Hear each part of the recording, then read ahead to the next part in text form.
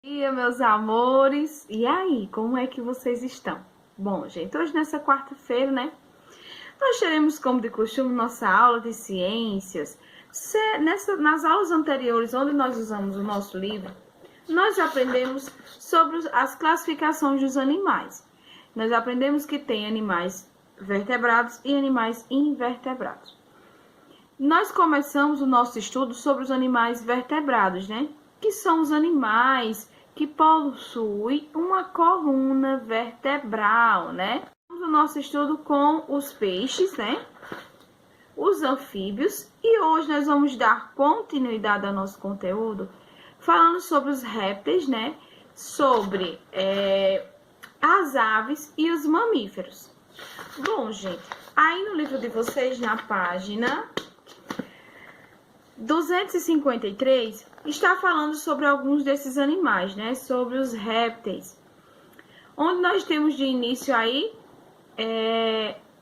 uma serpente e uma tartaruga, né?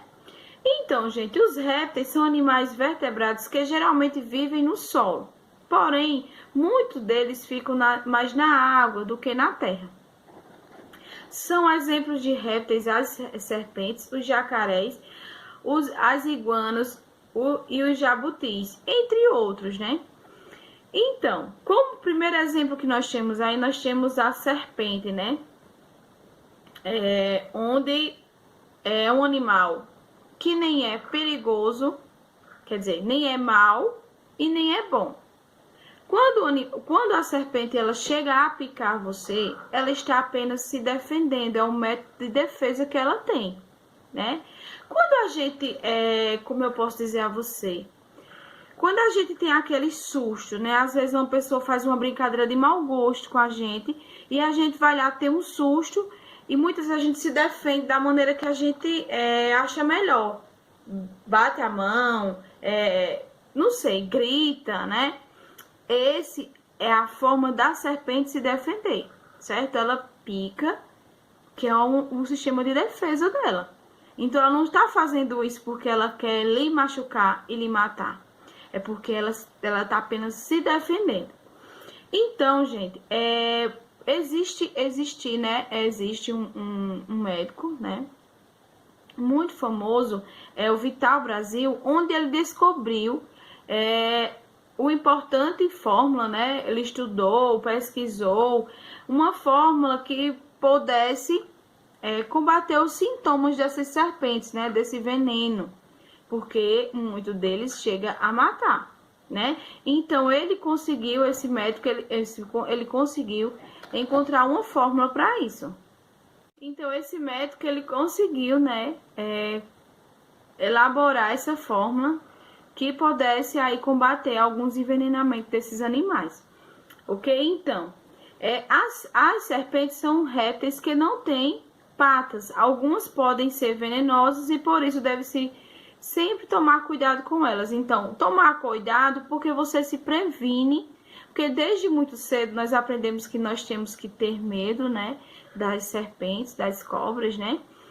Onde é um animal muito perigoso, porque o sistema de defesa dele é esse. Então, imediatamente ele, para se defender, ele vai picar e isso pode chegar até a morte, né? Pois o veneno dela é muito sério. O corpo dos répteis é coberto por escamas e por placas duras, também chamadas de placas ósseas, que em algumas espécies formam carapaça, como é o caso da tartaruga.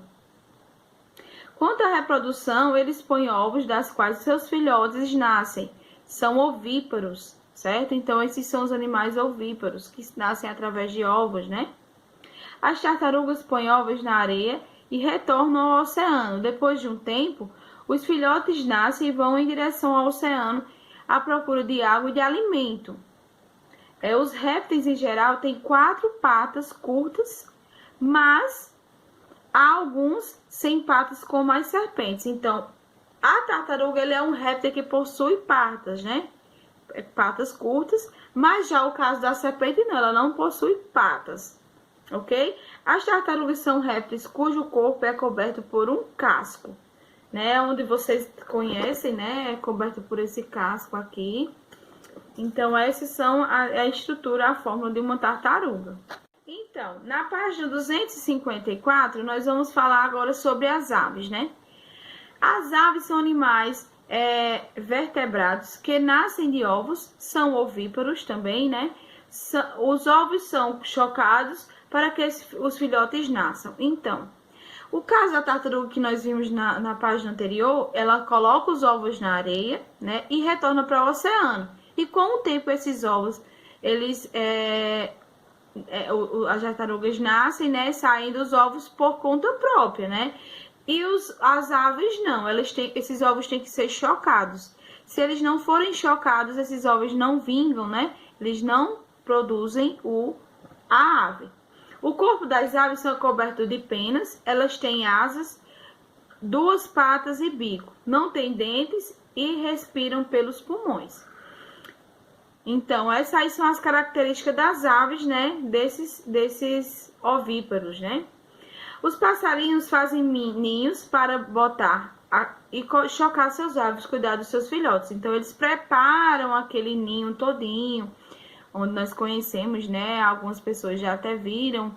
Eles produzem aqueles ninhos com folhas, com galhos. E eles ali colocam os ovos deles e assim eles chocam para que possam nascer e cuidar dos seus filhotes. Os pássaros são aves pequenas, de bico pequeno e de pernas finas.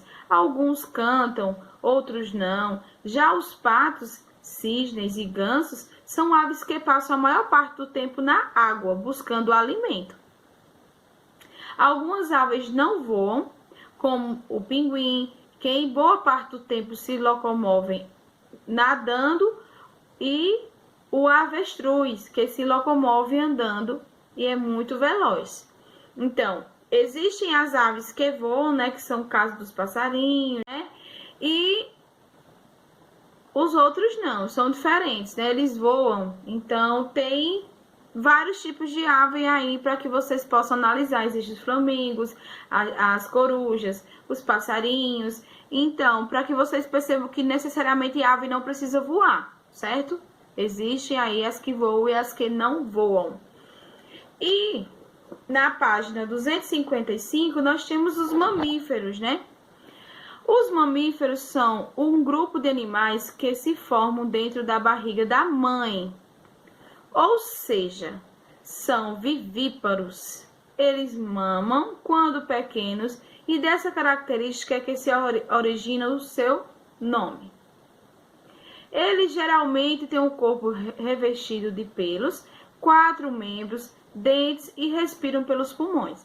Então, vivíparos, por isso que diz assim que se origina o nome, porque eles nascem quando pequenos e dessa característica que se origina o nome, porque eles nascem da mãe, certo? Eles se geram dentro da mãe, por isso que o nome é vivíparos. A maioria é terrestre, mas há alguns que vivem na água, como a baleia, o peixe-boi, o golfinho. O morcego é o único mamífero que voa. Então, o morcego, como aqui está dizendo, é o único mamífero que voa. Os outros vivem na água ou na terra, né?